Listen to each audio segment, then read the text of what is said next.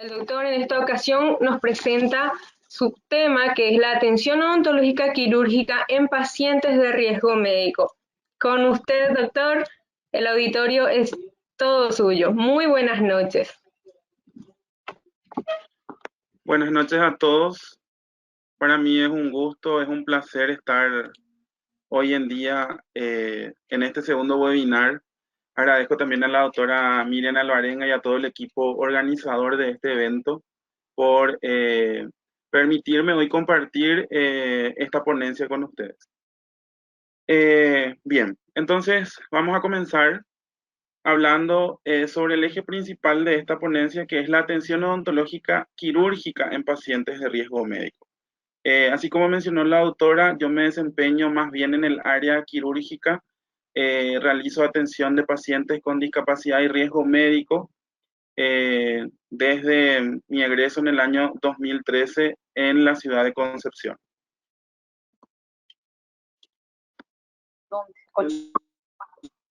Primeramente, tenemos que hablar qué es el riesgo. El riesgo es la probabilidad que se produzca un evento que tenga consecuencias negativas o dañinas. Este concepto lo llevamos a nuestra práctica diaria odontológica, en donde los pacientes con riesgo médico son aquellos que presentan alguna alteración o patología sistémica, que en este ciclo webinar he estado escuchando las ponencias de los colegas el día domingo, ayer nuevamente, que estaban hablando ya de las patologías sistémicas, de la diabetes, de las patologías cardiovasculares y de todo el proceso que conlleva atender a pacientes con cierto riesgo patológico con una enfermedad sistémica base. Entonces, aquellos pacientes que tengan algún grado de discapacidad, ya sea patológica, física, psíquica o sensorial, puede englobarse dentro de este grupo o poblacional o etario de pacientes de riesgo.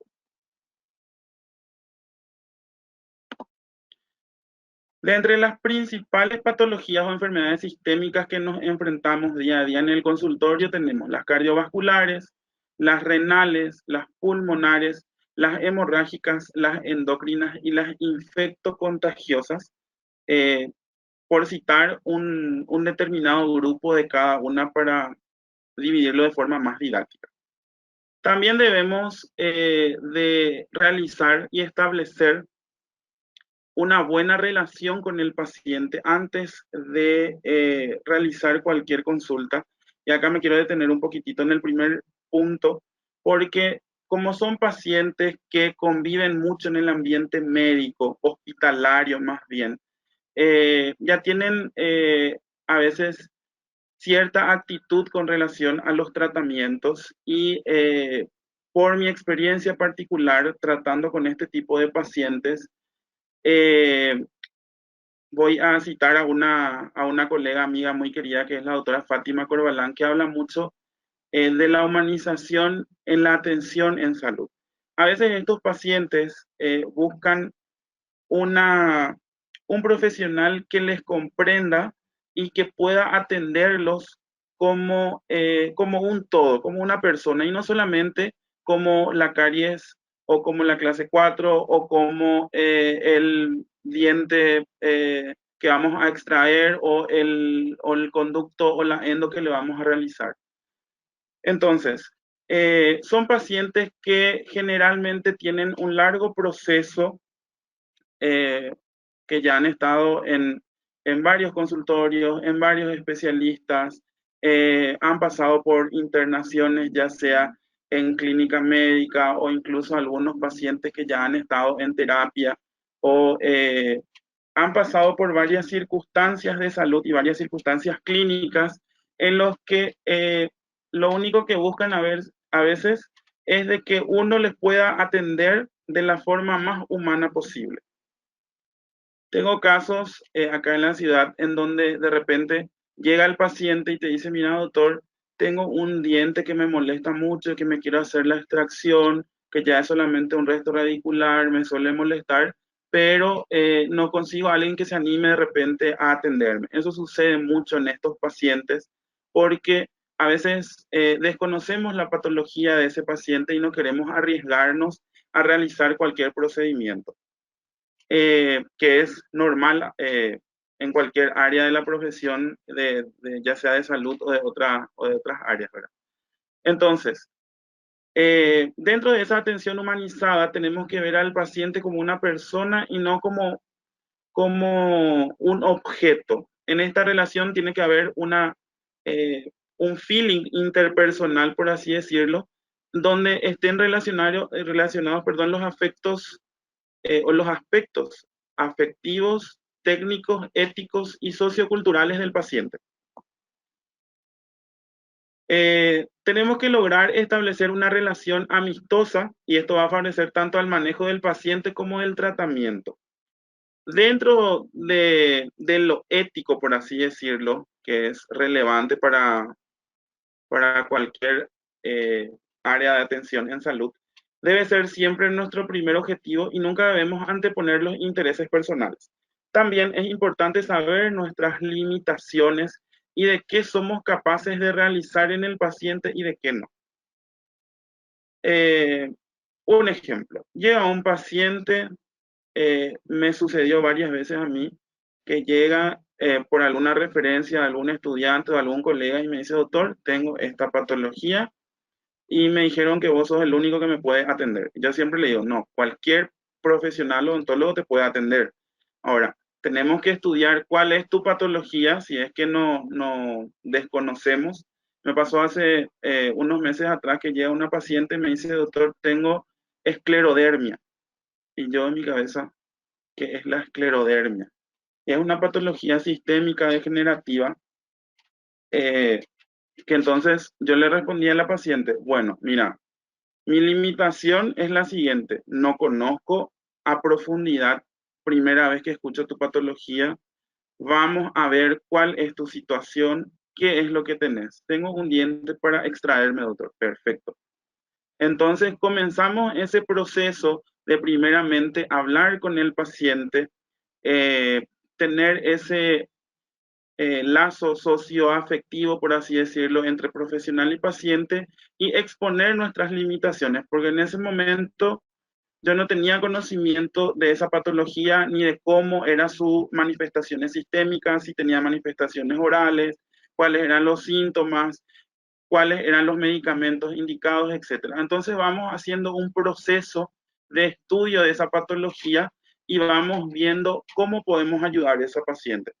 Entonces todo ese proceso que se realiza, el paciente valora mucho porque nos interesamos en él, nos interesamos en su patología sistémica y nos interesamos en realizar un plan de tratamiento para ese paciente.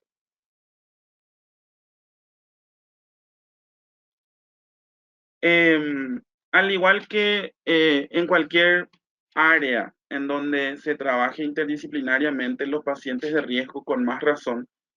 Yo particularmente no trabajo en el área de endodoncia, no hago estética, me dedico más bien a la odontología general y a realizar procedimientos de mi área, que son los procedimientos quirúrgicos. Entonces también dentro de esas limitaciones está el de poder trabajar y formar un equipo multidisciplinario donde podamos, entre colegas, poder derivarnos esos pacientes y poder tratarlos dependiendo de la especialidad que nos toque. Entonces, una vez que recibimos a nuestro paciente, tenemos que confeccionar la historia clínica que consta de 3 partes fundamentales. Primero que nada, y antes de entrar a profundidad en la historia clínica, que es lo fundamental en este tipo de pacientes, tenemos que saber las expectativas que tiene ese paciente. ¿Qué es lo que está buscando? Porque así como mencionó ayer el colega peruano, a veces nosotros proponemos un plan de tratamiento como, por decirlo así, Full HD. O sea, un tratamiento que le deje al paciente con un diseño de sonrisa espectacular, pero él lo que busca es solamente de repente hacer pasar esa molestia, ese dolor y realizarse solamente una o dos restauraciones o solamente la endodoncia del diente que le molesta. Entonces, hablar con el paciente y ver cuál es su expectativa y de acuerdo a eso ir indagando de a poco dentro de la historia clínica para poder realizar un plan de tratamiento acorde. Porque con estos pacientes que tenemos de un lado de la balanza, que sean de repente pacientes con un riesgo médico, patología sistémica, se puedan descompensar en cualquier momento, entonces debemos de tener un buen plan de tratamiento bien sólido y bien establecido para poder llegar al éxito y que nuestro paciente en ese proceso no sufra ninguna descompensación, no sufra ningún tipo de efecto adverso dentro del tratamiento y que lleguemos al éxito y que sea no nuestro objetivo, sino el del paciente. Si a él le molesta solamente esa caries o esa restauración, bueno, movernos en torno a eso porque lo que nosotros estamos buscando y dentro de la atención humanizada es dar prioridad a los deseos de nuestro paciente. Los tres aspectos fundamentales que tenemos que tener en cuenta para poder realizar atención a estos pacientes es la anamnesis, el examen clínico minucioso y los exámenes complementarios. Dentro de la anamnesis debemos de recopilar antecedentes personales, familiares, todo lo que sea experiencias pasadas con otros profesionales, ya sea del área odontológica en específica o de cualquier otra área de la salud. Tenemos que saber indagar y realizar preguntas guiadas como para poder ir recolectando esa información, porque otra peculiaridad de estos pacientes es de que a veces no quieren contar por completo por alguna mala experiencia o de repente porque tuvieron alguna negativa con otros colegas o en otro consultorio de no realizarse ese procedimiento, especialmente los quirúrgicos, por tener A o B síntoma o A o B patología base. Dentro del examen clínico se realizan dos tipos de exámenes, el examen extraoral y el intraoral. Dentro del examen extraoral vemos todo lo que se presenta clínicamente en boca y dentro del examen extraoral debemos de irnos mucho más allá de solamente el área orofacial o bucofacial, porque son pacientes que pueden tener otro tipo de padecimientos que son consecuencia de su patología sistémica base. Y los exámenes complementarios, que son exámenes de apoyo, que en el caso de los procedimientos quirúrgicos sí o sí necesitamos un examen complementario de imágenes, por lo menos una radiografía periapical, una panorámica, una tomografía, una CONBIM. De repente necesitamos sí o sí hemograma y coagulograma y otros estudios especializados dependiendo del área en la que estamos trabajando o la patología base que el paciente presenta. Entonces, así como ya mencioné, el interrogatorio debe ser guiado, tiene que ser estructurado y debemos ir preguntándole y a veces sacarle medio a, ¿cómo se dice así? Medio con pinzas al paciente toda la información que necesitamos recolectar. Tienen que ser preguntas sencillas, elaboradas en un lenguaje que el paciente pueda comprender fácilmente y hay que adecuar lo que queremos decir a nivel de la comprensión de nuestro paciente. Recordemos que dependiendo de la formación del paciente, la edad, no va a entender mucha terminología profesional o terminología técnica. Entonces, tener esa salvedad de saber que estamos tratando con doña Juana, con don Ramón, y hablarle en su propio idioma.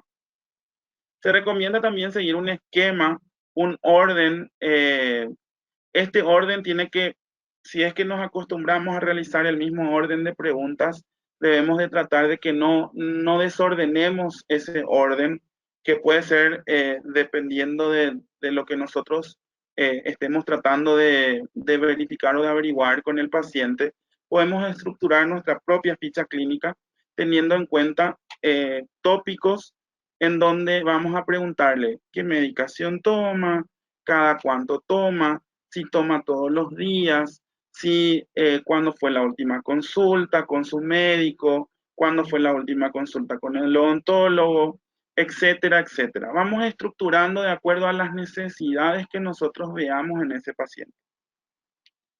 Debemos demostrar también interés por lo que el paciente está relatando. Dependiendo de la edad del paciente y de los antecedentes que tengan, hay pacientes que te relatan todo, desde su diagnóstico inicial hace 10 o 15 años atrás, quién fue su médico, quién le trató en todo ese proceso, etcétera. Toda esa información es importante para nosotros para poder evaluar cuáles son esos antecedentes realmente. Yo siempre digo, la primera consulta del paciente con enfermedad sistémica debe ser una charla de todo el proceso, ya sea patológico o clínico, que el paciente haya tenido hasta el momento para poder comprender y proponer posteriormente un plan de tratamiento adecuado a ese paciente. No interrumpir al paciente, porque muchas veces ellos se cortan y omiten información muy importante. De repente estoy preguntando, indagando si el paciente tuvo alguna patología en los últimos meses. No, doctor. Eh, ¿Te internaste en los últimos 6 meses? No, doctor. ¿Tuviste algún? No, doctor. De repente se olvidó, había sido que hace 3 meses atrás tuvo dengue, y si nuestro cuestionario está bien estructurado y está bien ordenado, entonces le guiamos nosotros para que él mismo nos vaya contando todos esos procesos patológicos que tuvo anteriormente. Bueno, hay 3 aspectos súper importantes dentro de la anamnesis que debemos de destacar y debemos de explorar minuciosamente. Hablamos ya de los antecedentes que tienen que ser clasificados otra vez en antecedentes personales, antecedentes familiares, ya sea de patologías, de tratamientos médicos y de tratamientos quirúrgicos, que es el área que a nosotros nos compete. Debemos indagar si ya tuvo algún procedimiento quirúrgico, ya sea menor o mayor, eh, si ya se realizó algún tipo de exodoncia o algún tipo de procedimiento donde hayan utilizado anestésicos, si está siendo tratado actualmente, por qué patología, si presentó alguna vez algún antecedente de alergia, algún fármaco, anestésicos, enfermedades infecciosas o factores de riesgo que esté relacionado con las patologías. Los factores de riesgo más comunes, por ejemplo, son la obesidad, el tabaquismo, el etilismo, entre otros que se pueden mencionar en nuestro medio. El estado general del paciente es donde nosotros comenzamos a indagar sobre la diabetes, sobre la hipertensión, sobre las cardiopatías y el proceso evolutivo de esa patología base o de las patologías base que tiene este paciente. En ese aspecto tenemos que saber quién es el médico tratante o quién fue su último médico que lo atendió, si de repente tiene estudios complementarios, porque hay pacientes así que guardan todos sus análisis laboratoriales, todas sus radiografías, todo, y llega al consultorio con un portafolio, con una carpeta llena de estudios, de antecedentes que nos pueden servir también a nosotros para poder ver ese proceso patológico del cual estaba hablando. Y en este punto también es importante el consentimiento informado, dependiendo del estado general del paciente, porque debemos de tener en cuenta que son pacientes que pueden descompensarse, pacientes que pueden presentar efectos adversos o secundarios durante el tratamiento. Entonces debemos de estar resguardados en ese sentido, teniendo en cuenta las leyes vigentes de nuestro estado. Bueno, y el último estado, el estado que debemos de evaluar dentro de la anamnesis es el estado psíquico del paciente. En este estado no solamente son patologías en donde se evidencia algún trastorno psíquico, sino también el grado de cooperación del paciente de repente qué tanto miedo tiene en relación al procedimiento que podemos llegar a realizar, cuál es su ansiedad por realizarse el tratamiento o cuál es el miedo de realizarse ese tratamiento. Todo eso lo vamos a indagar conversando con el paciente y escuchando todo lo que nos pueda decir. De repente, cuando son pacientes de tercera edad, van acompañados de un hijo, del nieto o de algún otro familiar que va también aportando información que nos pueda servir a nosotros. Cuando realizamos la evaluación del estado psíquico del paciente, también vamos a ver y incluir dentro de nuestro plan de tratamiento si es necesario una medicación sedante o por lo menos relajante, como para que el paciente pueda pasar lo mejor posible durante la consulta.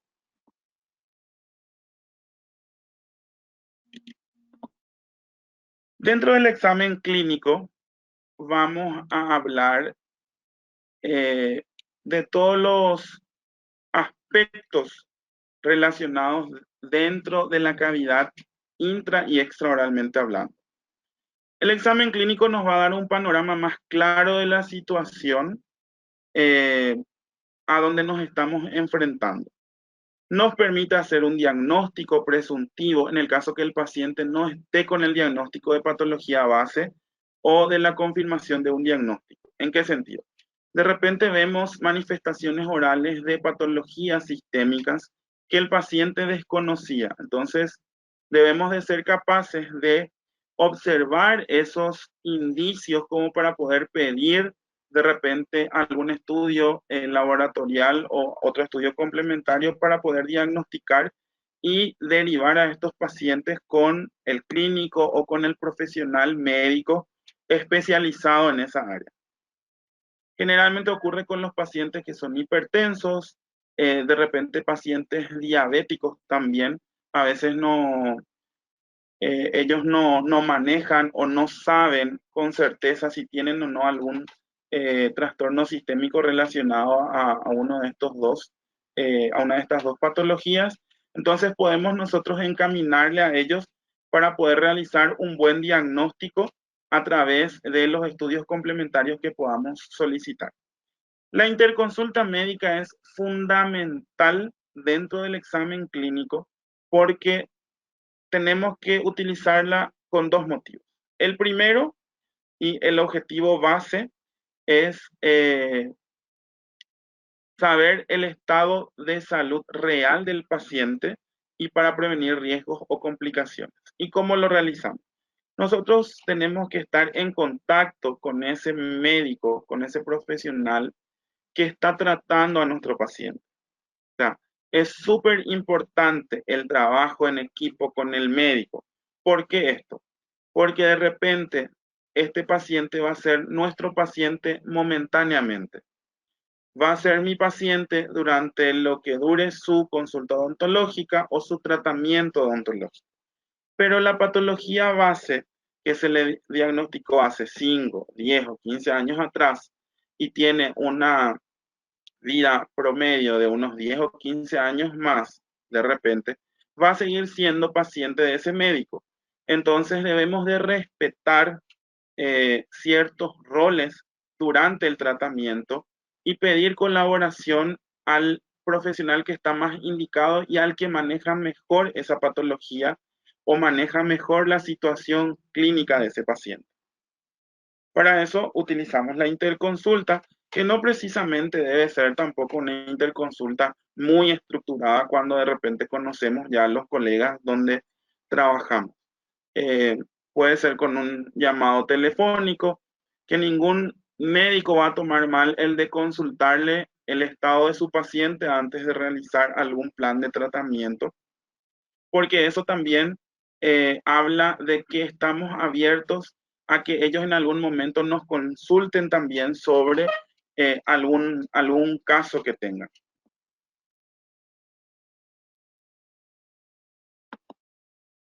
Dentro de esa interconsulta surge un triángulo, una trilogía que es el odontólogo, el paciente y el médico. ¿Para qué sirve también la interconsulta? Para nosotros también nos sirve como un cruce de datos para poder verificar.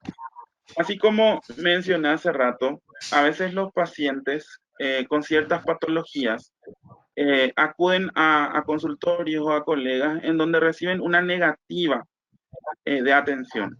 No estoy preparado, no te quiero atender, es un caso complicado, etcétera, etcétera. Entonces, ellos piensan que omitiendo información sobre su estado clínico, de repente van a conseguir más rápido esa atención odontológica que están buscando. Más todavía en el área quirúrgica donde generalmente nos buscan por pericoronaritis, por caries avanzada, por algún proceso odontogénico infeccioso, de repente alguna fractura de alguna raíz endodonciada, etc. Entonces, lo que ellos buscan es minimizar el tiempo y las preguntas como para poder someterse directamente a ese tratamiento. Dentro de esta interconsulta siempre debe hacerse por escrito cuando tenemos alguna duda sobre la veracidad de lo que nos está diciendo el paciente y para tener también una referencia por escrito porque nos sirve como un documento médico legal. Entonces no hay mucho secreto ni no hace falta que sea muy estructurado, sino se solicita la interconsulta, evaluación y criterio médico con relación a un procedimiento de repente, exodoncia o una cirugía dentoalveolar, en donde yo le pido al médico tratante o le expongo más bien el plan de tratamiento que quiero realizar y le consulto si de repente hay alguna imposibilidad, ya sea con interacción farmacológica o de repente el paciente está utilizando algún tipo de anticoagulante, antiagregante plaquetario, perdón, en donde yo necesite que de repente él realice una sustitución farmacológica o una suspensión dependiendo del criterio. Entonces, para que quede constancia, se realiza por escrito. Dentro de esa interconsulta yo debo exponer cuál es mi diagnóstico odontológico y el plan de tratamiento que quiero seguir. ¿Cuáles son los fármacos y anestésicos que yo recomiendo desde mi área profesional utilizar y si son aceptados por el médico? Porque de repente, si no tenemos buen manejo de fármacos, de repente alguna interacción medicamentosa, algún efecto adverso con el medicamento que está utilizando el paciente, puede ser sustituido por el médico o sugerido por el médico alguna otra sustancia farmacológica para ser utilizada postquirúrgica. Bueno, dentro de los exámenes complementarios tenemos tres áreas súper importantes que tenemos que tener siempre con estos pacientes. Las radiografías o los exámenes de imágenes, porque no podemos entrar a trabajar en un lugar donde no vemos. El coagulograma y el hemograma, que son fundamentales para tener valores normales comparados con los valores que tiene el paciente para poder saber si necesitamos una premedicación, si necesitamos que el paciente consulte primeramente con algún profesional para poder estabilizar esos valores, si necesitamos que se realice algún tratamiento complementario antes del procedimiento quirúrgico. O si no se puede postergar ese procedimiento quirúrgico, ¿qué podemos nosotros hacer para que no se descompense o que no presente ningún efecto colateral al procedimiento nuestro paciente? Tenemos valores normales aquí que pueden observar según el libro de Manuel Donado, cirugía oral y maxilofacial. Lo que generalmente observamos tienen que ser los glóbulos blancos, glóbulos rojos, la hemoglobina, las plaquetas, en especial los pacientes que son hipertensos o cardiópatas que consumen antiagregantes plaquetarios como la aspirina, el tiempo de protrombina o de quick y el tiempo de tromboplastina parcial activada o TTPA, que es súper importante en los pacientes que son dializados o que son pacientes con insuficiencia renal crónica o aguda.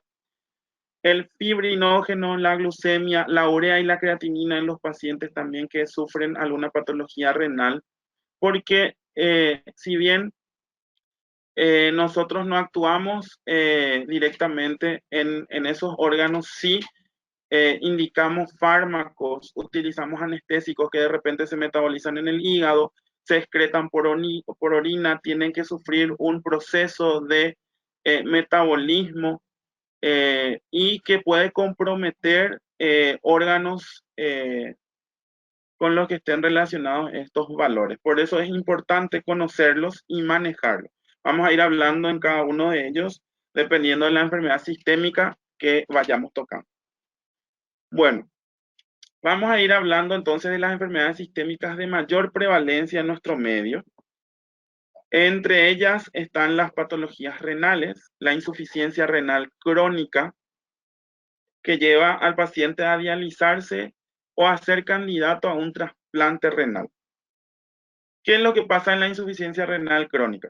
Los riñones están dañados y no pueden filtrar la sangre como deberían y eso acumulan desechos, sedimentos, hasta que el riñón deja de funcionar y tenemos una falla. En esa falla renal, el paciente cuando empieza a realizarse de repente hemodiálisis de rescate, mientras que busca de repente un trasplante o debe realizarse hemodiálisis continuas, el paciente tiene que realizarse primeramente una evaluación odontológica para poder ser admitido dentro del esquema del Ministerio de Salud al menos. Entonces, desde ahí nosotros ya comenzamos a trabajar porque tenemos que evaluar a este tipo de pacientes. Y dentro de ese proceso entre que el paciente tiene una insuficiencia renal crónica o aguda o va a pasar o va a evolucionar, tenemos que tener en cuenta si vamos a realizar de repente endodoncias, si vamos a realizar procedimientos que conlleven utilización de anestesia o algún fármaco, ya debemos de realizar interconsultas y debemos de hablar directamente con el nefrólogo tratante de estos pacientes para poder ir viendo alternativas que sean lo menos tóxicos o lo menos dañinos para el sistema renal de ese paciente, que no sean nefrotóxicos. Dentro de las patologías cardiovasculares, la hipertensión arterial es la número 1 y se lleva la delantera siempre porque es en donde empiezan a desencadenarse todas las otras patologías. Es de alta prevalencia, es un factor predisponente para el accidente cardiovascular, para cardiopatías isquémicas que incluyen el IAM o el infarto agudo miocardio, la angina de pecho, la endocarditis infecciosa.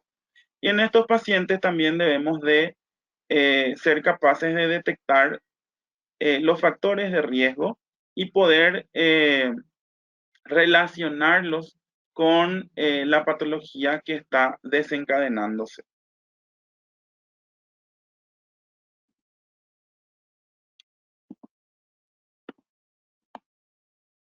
Los pacientes con enfermedades endocrinas, en especial la diabetes mellitus y la insuficiencia suprarrenal, que es una patología que está con mucha prevalencia actualmente por la cantidad de consumo de glucocorticoides que se está realizando por algunas enfermedades alérgicas, respiratorias o enfermedades autoinmunes que pueden llevar a una falla o insuficiencia suprarrenal.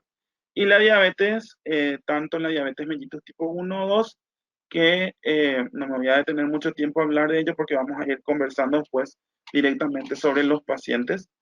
Tenemos que saber cuáles son los valores normales, cuáles son los de riesgo y a partir de cuánto de glucosa en 2 o 3 repeticiones de laboratorio podemos considerar al paciente diabético. Las enfermedades pulmonares, dentro de ellas las obstructivas, la enfermedad pulmonar obstructiva crónica o EPOC, y el asma crónico son los que están más relacionados porque de repente, si no conocemos los mismos, pueden presentar algunas reacciones ah, dentro del proceso de medicación del paciente. Los pacientes asmáticos son muy propensos o son más propensos a reacciones anafilácticas por sustancias, por medicamentos, por anestésicos o algún fármaco que podamos llegar a utilizar nosotros. Y dentro de las infectocontagiosas tenemos la tuberculosis, el SIDA, las enfermedades hepáticas con antecedentes de hepatitis viral, la cirrosis alcohólica o la cirrosis medicamentosa. Es importante conocer estas dos últimas porque la mayoría de nuestros fármacos tienen metabolismo hepático, entonces podemos agravar situaciones que están comenzando. Tenemos algunos datos sobre hepatitis A, que es entre el 40 y 60% de todas las hepatitis.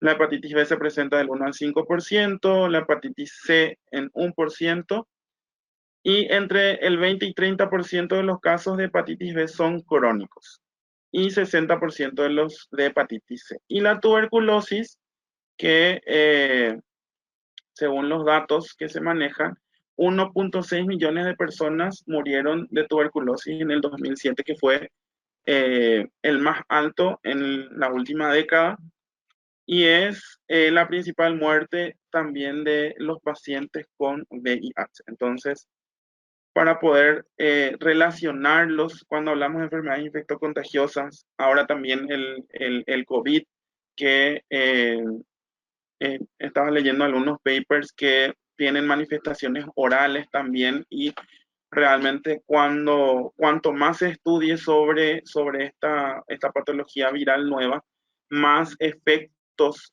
sistémicos se encuentran, y también van a ser posteriormente pacientes de riesgo para nosotros al momento de realizar cualquier tratamiento. Dentro de de las patologías hemorrágicas, lo más relevante que vamos a tener son los pacientes con accidente cerebrovascular y las secuelas que deja el mismo, porque son pacientes generalmente con características depresivas, pacientes que de repente tienen algún tipo de parálisis facial, o de repente hemiplegia o incluso paraplegia. Entonces van a ser pacientes dentro de todo el esquema que hablamos hace rato de cooperación, van a ser los menos cooperadores dentro de estos pacientes de riesgo. El paciente que tiene antecedente de accidente cerebrovascular es un paciente que se siente frustrado generalmente. Muchas veces viene con el hijo, con el esposo, con la esposa, por insistencia, no porque a él le interese mejorar de repente algún aspecto odontológico, o solamente cuando el médico le indique que tiene que tener de repente cero caries en boca, o tiene que tener la boca con focos infecciosos inactivados, como para evitar otras patologías sistémicas. Bueno, y para manejar mejor a este tipo de pacientes, utilizamos siempre el sistema de clasificación ASA de la Sociedad Americana de Anestesiología, en donde podemos utilizar cierta clasificación con algunos ejemplos como para poder tener a mano, que son: ASA 1 va a ser el paciente sano, no fumador y no consumidor de alcohol, o por lo menos un consumidor social, por así decirlo. El paciente con enfermedad sistémica leve o moderada, que es el ASA 2, ahí entran pacientes fumadores, embarazadas, porque el estado fisiológico del embarazo es una alteración momentánea, pero sigue siendo una alteración fisiológica. Los pacientes que tengan índice de masa corporal entre 30 y 40, la hipertensión arterial y la diabetes mellitus tipo 2 controlados, sin limitaciones funcionales. Son pacientes que siguen un proceso clínico y son los pacientes que toman su medicación ahora, que van a la consulta de control, que hacen todo lo que el clínico les dice. Son los pacientes ideales. Los pacientes ASA3 son pacientes con enfermedad sistémica grave o severa. Si bien los pacientes en esta clasificación pueden seguir también las indicaciones médicas al pie de la letra, tienen limitaciones funcionales importantes. Entre ellos podemos citar la diabetes mellitus tipo 2 y la hipertensión arterial cuando están descontrolados, la enfermedad pulmonar obstructiva crónica, el índice de masa corporal mayor a 40, la hepatitis activa, el abuso de alcohol, pacientes portadores de marcapasos, enfermedad renal crónica bajo diálisis, infarto agudo de miocardio, accidentes cerebrovasculares y otras patologías arteriovenosas, por ejemplo, con una evolución mayor a 3 meses. Dentro de la clasificación ASA4, y estos son los pacientes con los que de repente tenemos el mayor riesgo, porque son los que tienen enfermedad sistémica grave o severa, pero con amenaza constante de la vida.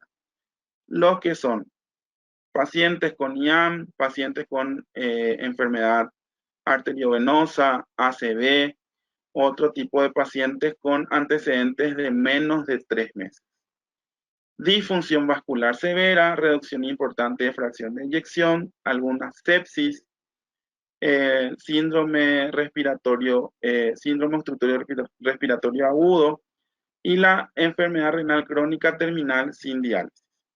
¿Qué es lo que pasa con estos pacientes? En especial los que tienen patologías cardiovasculares con evolución de menos de 3 meses.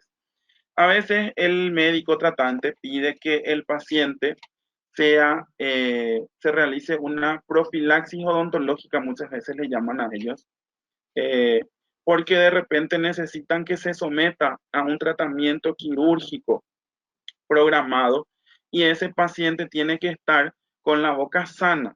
Entonces es un paciente con alto riesgo que necesita de procedimientos odontológicos de urgencia para poder por lo menos tener una boca libre de focos infecciosos. Luego tenemos los ASA5, que son pacientes moribundos cuya supervivencia es nula si no se realiza la operación, pacientes con aneurisma abdominal, torácico, trauma masivo, hemorragia, etc. Y los pacientes ASA6, que son pacientes declarados con muerte cerebral, con soporte vital para procuración de órganos para trasplante. Y me van a decir, bueno, en ASA5 y ASA6 ya no vamos a trabajar. No, el odontólogo puede trabajar todavía en ASA5 y en ASA6 porque es súper importante el protocolo de higiene básico a nivel hospitalario, al menos que se siga para poder ayudar de alguna forma a que ese paciente que está intubado, ese paciente que está en ambiente hospitalario, pueda mantener controlado ese foco infeccioso a nivel bucal. Y nosotros más que nadie del área odontológica sabemos que la boca es una bomba de tiempo cuando no se realiza una higiene adecuada. Entonces el paciente ahí intubado también requiere una atención odontológica. Entonces, dentro de lo que se refiere a atención quirúrgica y hospitalaria, todos estos pacientes deberían de tener una interconsulta odontológica. Y más todavía si es que tienen algún proceso infeccioso grave. Bueno, vamos a hablar entonces específicamente de los pacientes de hipertensión arterial o con hipertensión arterial.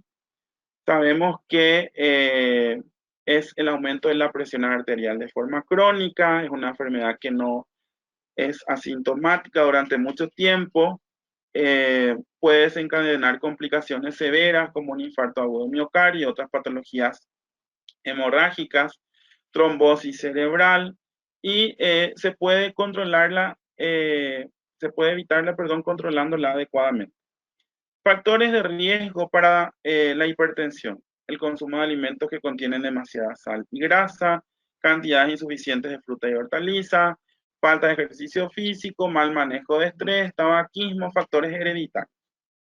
¿Cuáles son los signos y síntomas? Esto es importante conocer porque de repente el paciente desconoce en la consulta odontológica que puede llegar a ser hipertenso, y debemos incluir antes de cualquier tipo de procedimiento quirúrgico o odontológico la toma de la presión arterial como rutina, porque el paciente que presenta nerviosismo, tiene sudoración, dificultad de repente de atención constante, o es un paciente que parece que está inquieto, probablemente es un paciente que sea hipertenso y que esté desconociendo su patología base. Y podemos nosotros comenzar el diagnóstico sistémico y derivarlos posteriormente a un clínico, a un médico familiar, eh, para que pueda evaluarles y poder constatar nuestro diagnóstico presuntivo de repente. Dentro de la hipertensión, tenemos que saber qué nivel de hipertensión tiene nuestro paciente y qué grado de control podemos tener sobre ellos. Los pacientes hipertensos son de dos tipos. Está el paciente hipertenso que sigue al pie de la letra todo lo que le dice el médico, toma su medicación ahora, eh, controla la sal, es súper minucioso con su tratamiento. Y está el otro paciente hipertenso, que es el que te dice, yo tomo mi medicación cada vez que me siento mal. Eso es un paciente hipertenso, una bomba de tiempo. Porque la hipertensión, como puede estar relacionada tanto afectiva como emocionalmente, en cualquier momento ese paciente puede descompensarse. No recomiendo yo realizar ningún tipo de tratamiento a pacientes que estén con hipertensión no controlada, porque de repente cualquier movimiento brusco en el sillón, cualquier de repente maniobra no, no tan adecuada de repente o no tan familiarizada con el paciente puede desencadenar de repente un pico hipertensivo. Como les dije, la toma de presión arterial debe incluirse dentro del protocolo de la anamnesis o de la historia clínica del paciente y realizar la toma previo a los procedimientos odontológicos que realicemos cuando ya sabemos que el paciente tiene esta patología. ¿Cuáles son las recomendaciones para poder optimizar esta toma de presión arterial?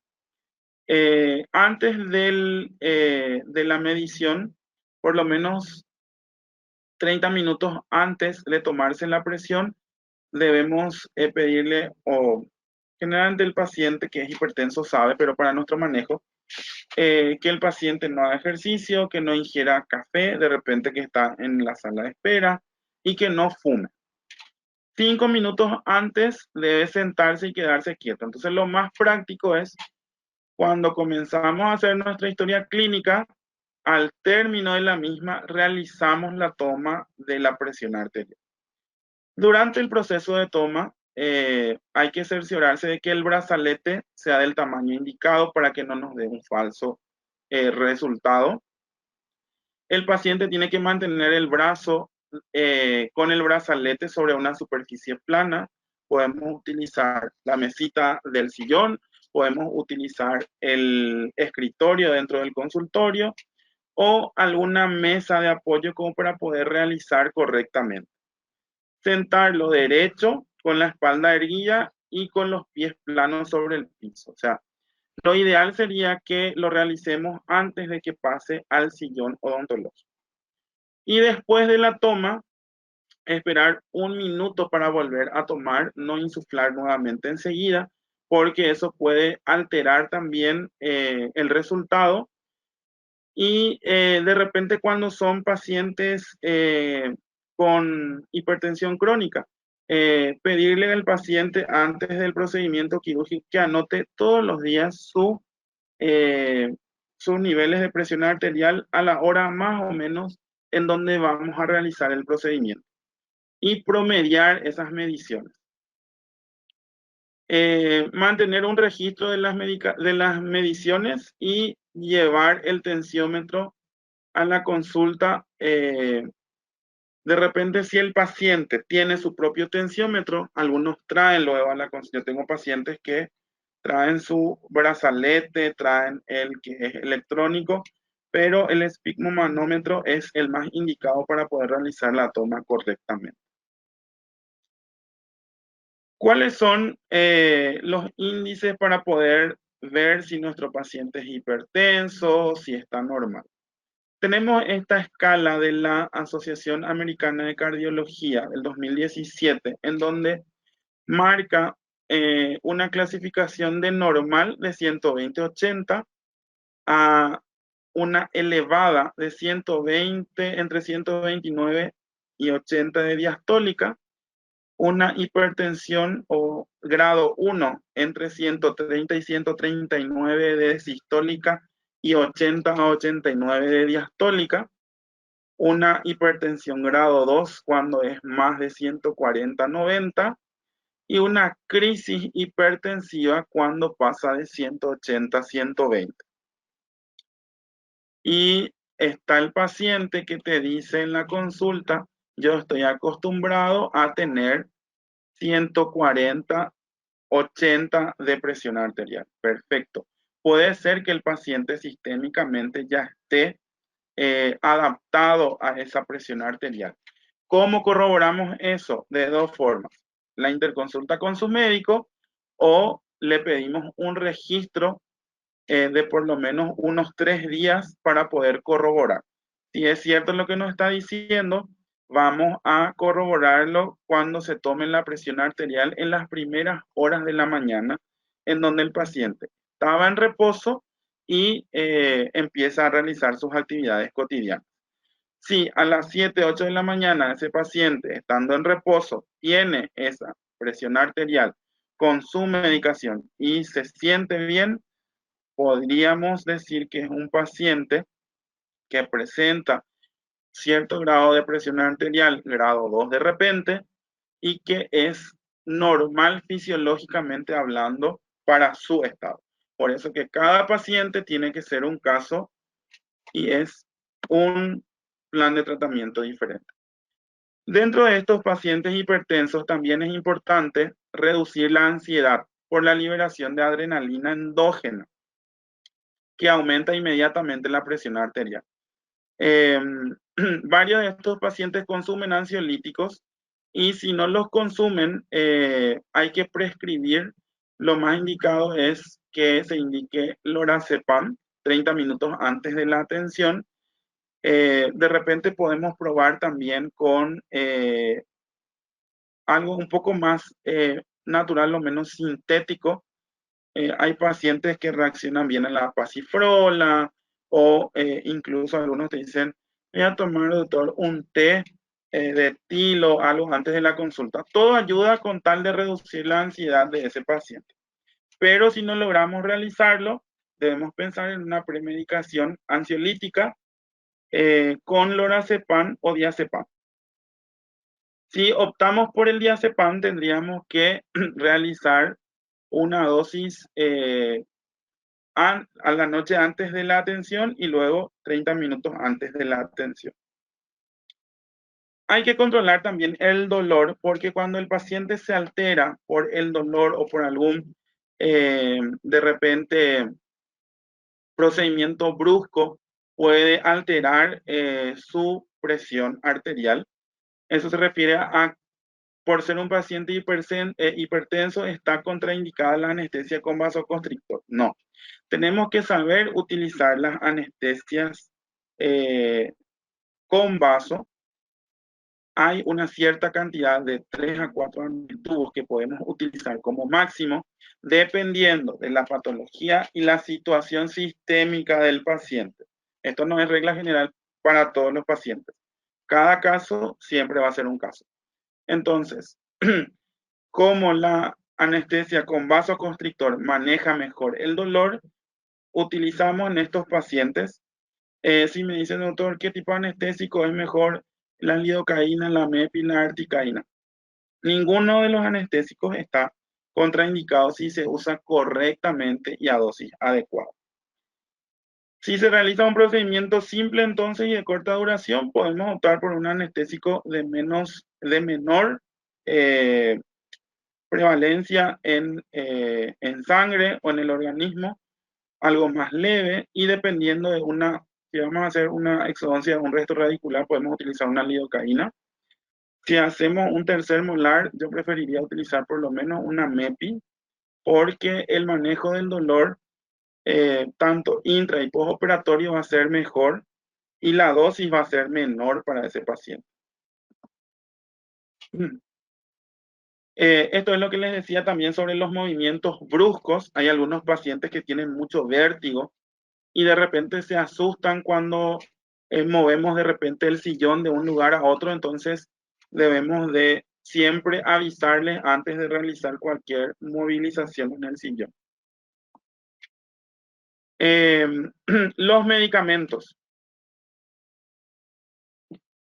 En estos pacientes hay una gama de medicamentos que se utilizan de diferentes tipos de antihipertensivos. Dentro de esas interacciones medicamentosas, por ejemplo, por mencionar el nifedipino, produce un agrandamiento gingival al paciente. Entre otros efectos adversos también, por ejemplo, los pacientes que tengan tratamiento con anticoagulantes o antiagregantes plaquetarios, no podemos indicar metronidazol porque aumenta y potencia el efecto anticoagulante. De repente hay algunas otras interacciones medicamentosas con los betabloqueantes, etcétera, que debemos manejar también y no prescribir por prescribir esa medicación. Por eso siempre vuelvo a recalcar, la interconsulta es fundamental para poder ponernos de acuerdo con el médico tratante cuál es la medicación más indicada para nuestro paciente. Los analgésicos y antiinflamatorios como el naproxeno, así como les dije, disminuyen el efecto antihipertensivo de los betabloqueantes. Y es importante conocer siempre qué medicamentos está tomando nuestro paciente, en qué dosis, porque debemos de manejar la interacción medicamentosa a través de la interacción con el médico tratante. Tenemos que manejar también los factores de riesgo, el tabaco, el sedentarismo, la obesidad, la edad de nuestro paciente, el consumo de sal, la genética, grasas saturadas, la diabetes, el estrés, el alcohol. ¿Por qué es importante manejar esto? Porque también de repente son indicios muy relevantes a la hora de realizar el plan de tratamiento y para que el paciente no nos omita tampoco información. Pasamos entonces a lo que son las endocarditis infecciosas, que es también por lo cual generalmente los pacientes de riesgo consultan mucho porque deben tener una boca con focos infecciosos controlados. Entonces, podemos encontrar pacientes con riesgos de endocarditis infecciosa. Hay que ser prudentes para categorizar estos pacientes. Hay pacientes de alto riesgo y de bajo riesgo. Generalmente, y lo que yo más recibo en el consultorio son pacientes con alguna indicación de cirugía cardíaca, cateterismos, etcétera, que tienen que realizar una adecuación bucal antes de proceder a realizarse su tratamiento definitivo cardíaco o algún tipo de tratamiento diagnóstico también, como el cateterismo. Entonces, estos pacientes vienen con una indicación específica y son prácticamente como una bomba de tiempo también si no sabemos lidiar y tratar con ellos, porque presentan una o más patologías de las que ya mencionamos. Y lo importante acá es tener cuidado en todos los procesos que producirán bacteremia. Entonces, todos estos casos van a ser realizados con una dosis antibiótica profiláctica convencional, eh, porque tienen un alto riesgo de realizar una endocarditis bacteriana. ¿Cuál es el proceso para poder realizar esa profilaxis? Primero que nada, vamos a tener en cuenta que estos pacientes debemos planificar su atención teniendo en cuenta un intervalo de entre por lo menos 1 a 2 semanas entre cada sesión, porque van a someterse a dosis antibióticas altas. Entonces, debemos de optimizar todas las sesiones para poder realizar lo más rápido posible los procedimientos o el procedimiento que vamos a realizar.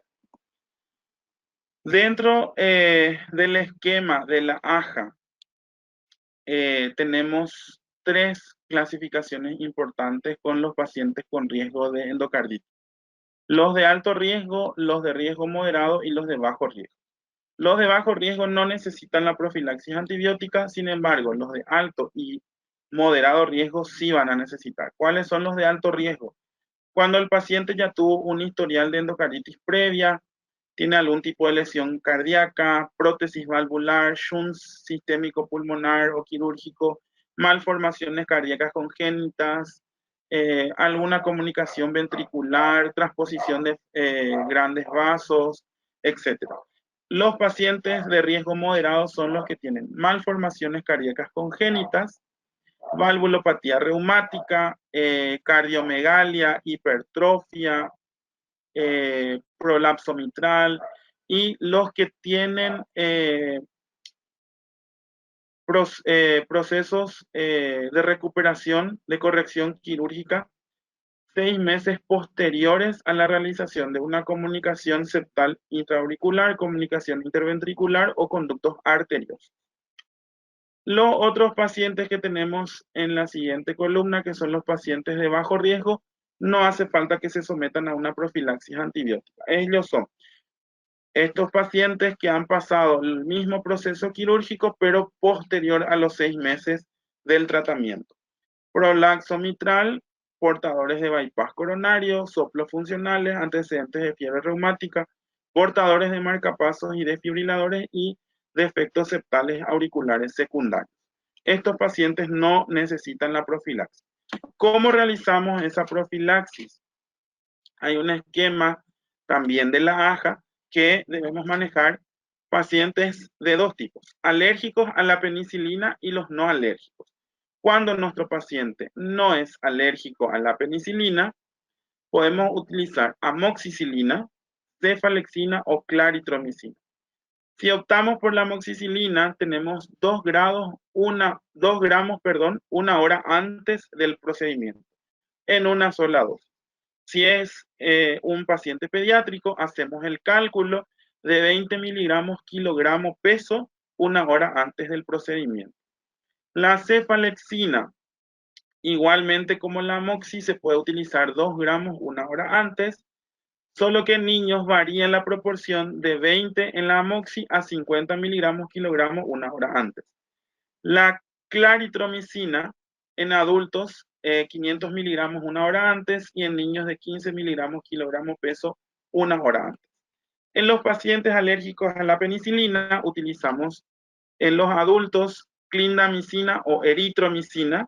En la clindamicina utilizamos 600 miligramos 1 hora antes y en niños 20 miligramos 1 hora antes. Y la eritromicina utilizamos la misma dosis que la amoxi, 2 gramos 1 hora antes y 20 miligramos por kilogramo peso 1 hora antes. Esto es importante porque sabemos que la diabetes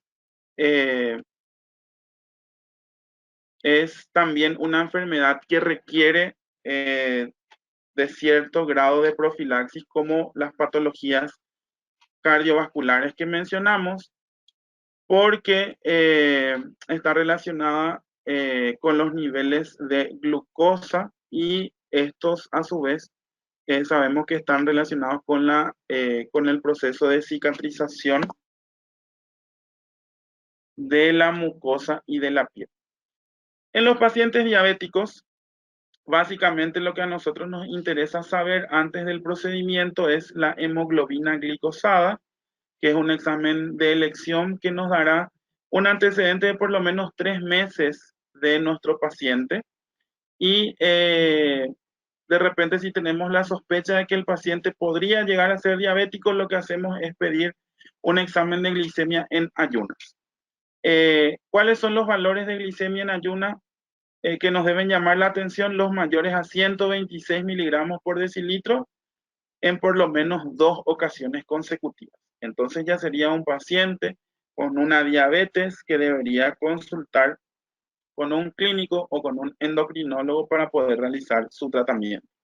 Y eso fácilmente podemos nosotros realizarlo en la consulta odontológica. Un paciente que se realiza algún procedimiento quirúrgico, por rutina pedimos el hemograma, coagulograma, y le agregamos la glicemia para poder medir el azúcar en sangre.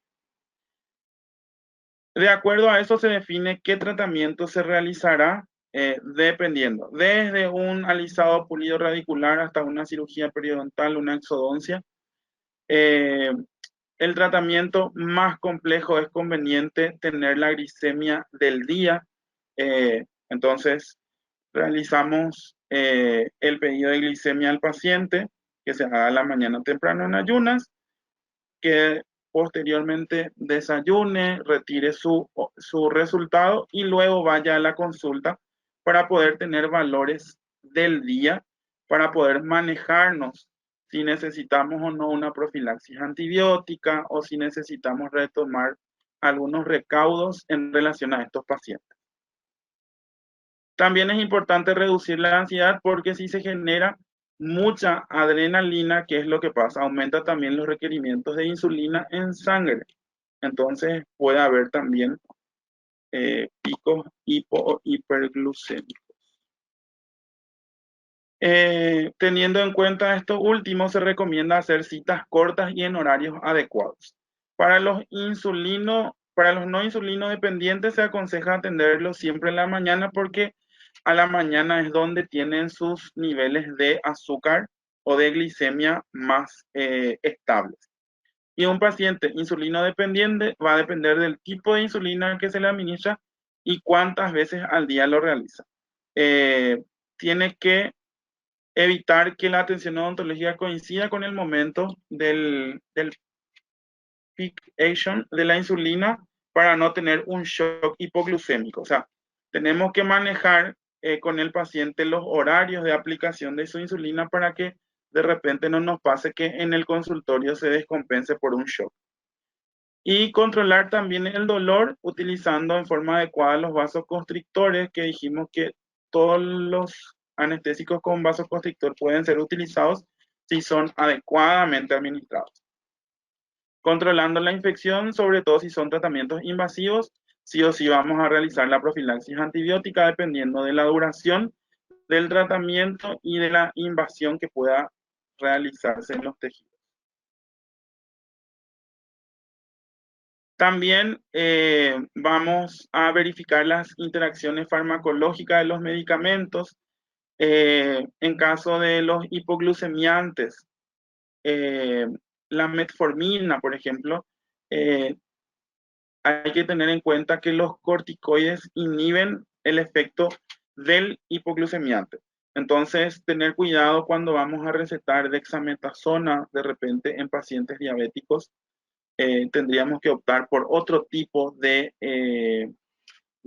analgésicos para evitar que haya una disminución del efecto hipoglucemiante en especial de los que esté utilizando nuestro paciente. La metformina, por ejemplo, es uno de los que presenta estos efectos y es el que es más utilizado, al menos acá en Paraguay, en nuestro medio.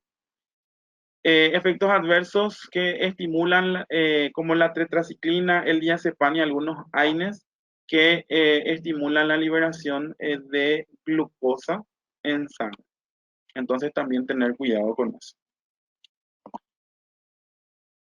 Y para ir cerrando, vamos a hablar de los pacientes con insuficiencia renal crónica eh, que estén sometidos especialmente a hemodiálisis. eh, es un paciente de mucho cuidado porque estos sí son pacientes que tienen eh, el metabolismo muy alterado y puede cambiar de un minuto a otro. La atención se debe planificar en los días que el paciente no se dializa con el objetivo que el paciente ya no esté bajo el efecto de la heparina.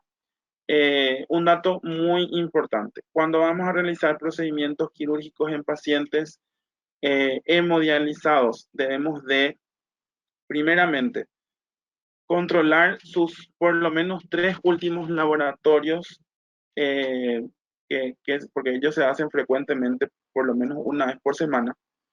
Tenemos que controlar el tiempo de protrombina, el TP y el TTPA, como para poder tener una valoración de por lo menos mínimamente del 60% del, eh, del TP, como para poder realizar cualquier procedimiento y que nuestro paciente no presente una hemorragia espontánea. Para que esto no suceda, porque estos tipos de pacientes, ¿qué es lo que utilizan? Heparina. Hay que realizar un esquema con el nefrólogo como para poder suspender generalmente, o por lo menos la experiencia que yo tengo con este tipo de pacientes en los 2 servicios de hemodiálisis que hay acá en la ciudad, es de que eh, generalmente el nefrólogo suspende la heparina dentro de la hemodiálisis, una sesión previa al tratamiento quirúrgico y una sesión posterior. O sea, si se hace lunes, miércoles y de repente viernes o algo así, el lunes se suspende la heparina, y qué es lo que hace el profesional encargado de dializar a ese paciente. Cada 10 a 15 minutos debe de lavar el catéter en donde se realiza la conexión para su hemodiálisis para que no se tranque con suero fisiológico. Y posteriormente nosotros realizaríamos el procedimiento quirúrgico el martes y el miércoles el paciente vuelve a utilizar el mismo esquema de hemodiálisis con el lavado de suero fisiológico y no con la utilización de heparina para evitar que haya una hemorragia postquirúrgica. Entonces se vuelve a controlar el paciente con un laboratorio el siguiente día y la próxima sesión de hemodiálisis ya es completamente normal como las anteriores. Por eso es que en estos tipos de pacientes también tenemos que realizar una optimización del tiempo de trabajo porque es muy arriesgado también para ellos suspender esa heparina dentro del tratamiento de hemodiálisis. Entonces si son restos radiculares múltiples, lo ideal sería hacerlos todos de una vez, si es que se puede, o realizar el tratamiento ya sea quirúrgico, invasivo o no tan invasivo, como de repente raspajes o curetajes periodontales.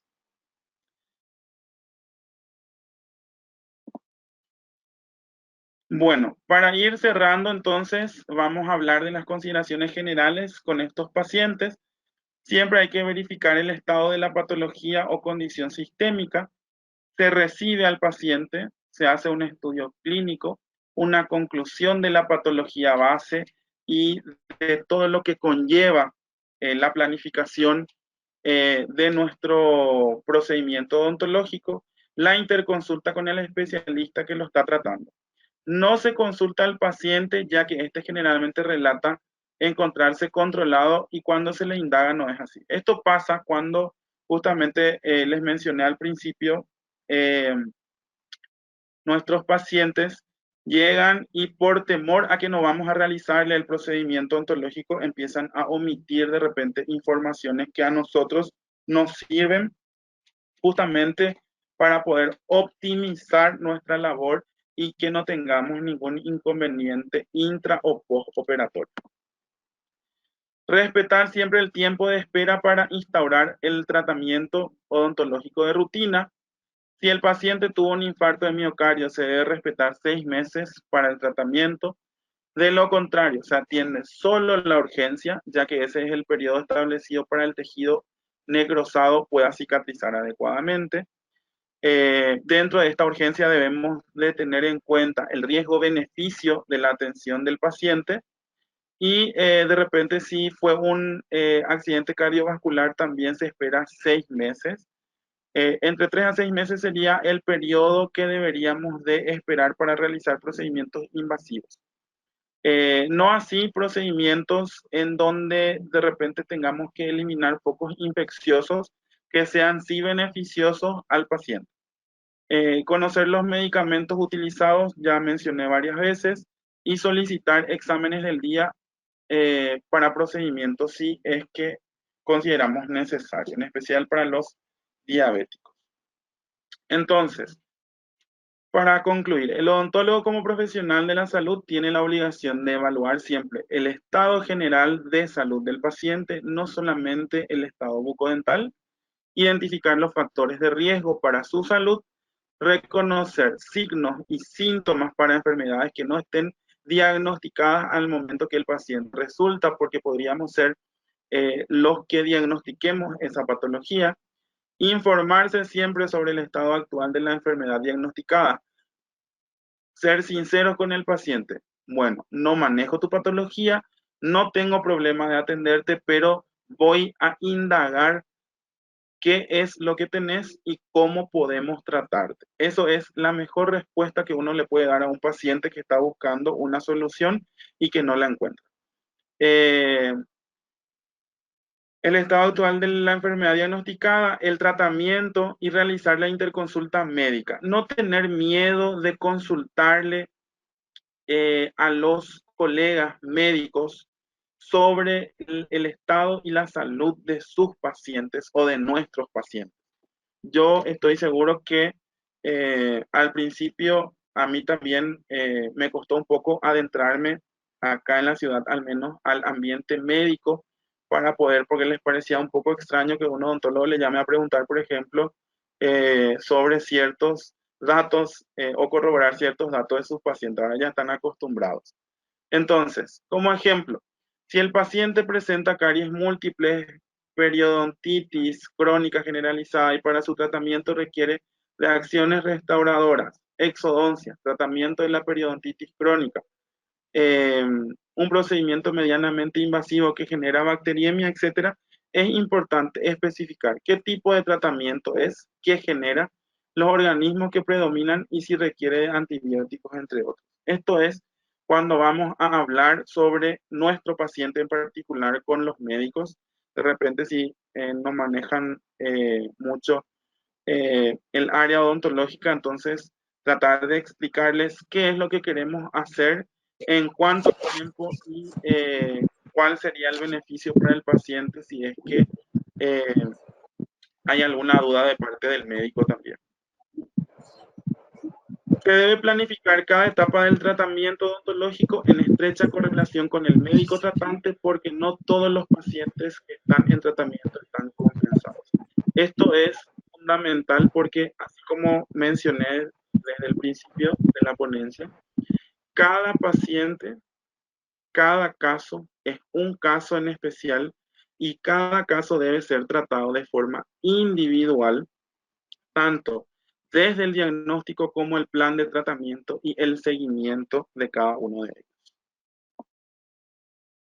Entonces, hasta acá comparto con ustedes. Muchísimas gracias y estamos abiertos para la tanda de preguntas. No sé si hay gente que quiera consultar algo.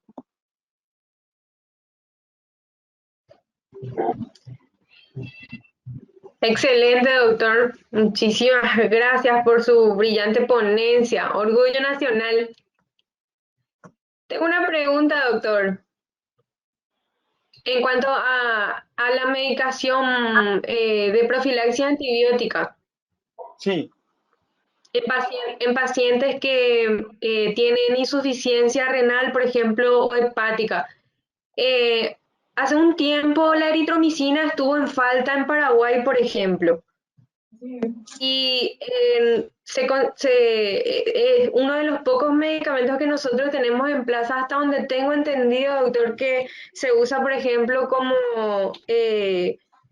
opción para tratar las afecciones de pacientes con insuficiencia renal.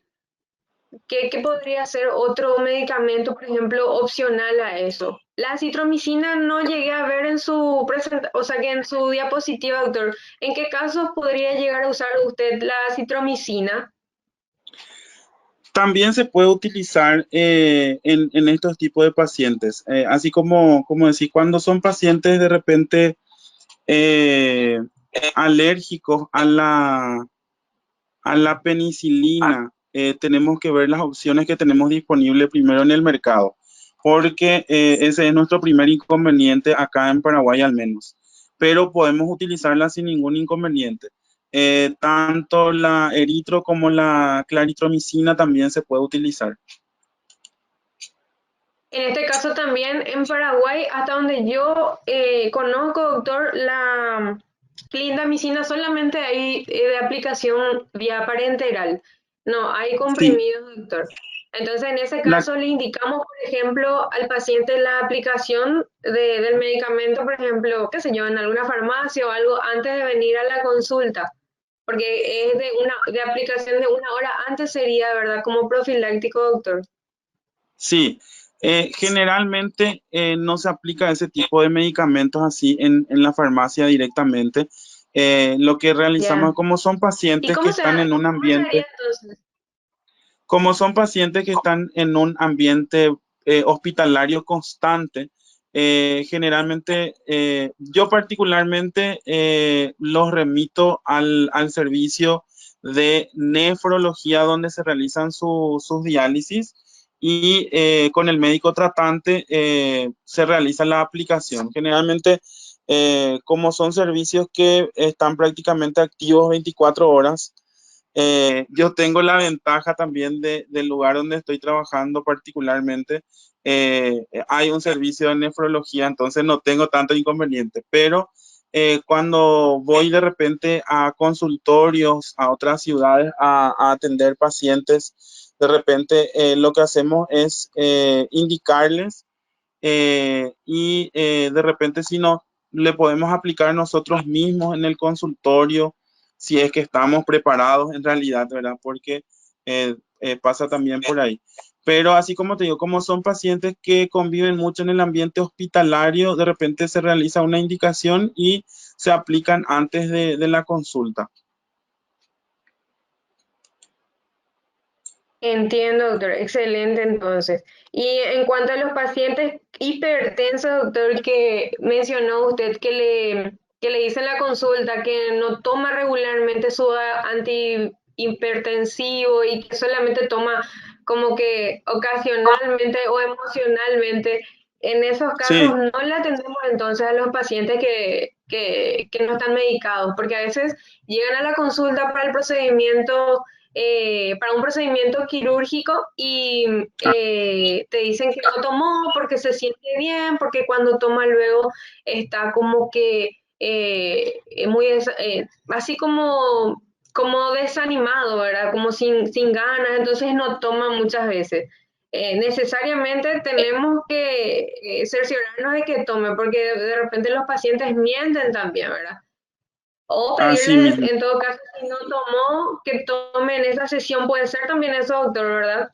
Si de repente trae con él con ellos el medicamento. Realmente depende mucho del procedimiento que vayamos a realizar. ¿Por qué digo esto? Si va a ser una exodoncia, que generalmente es mi caso, yo prefiero monitorearle al paciente y pedir una interconsulta directamente con su médico.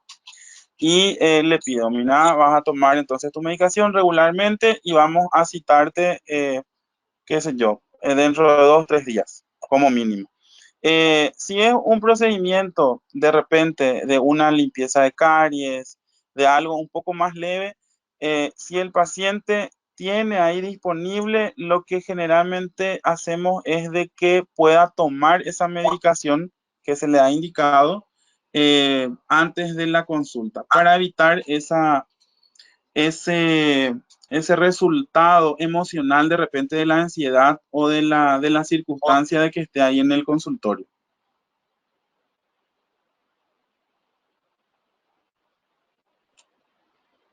Excelente, doctor. Así mismo.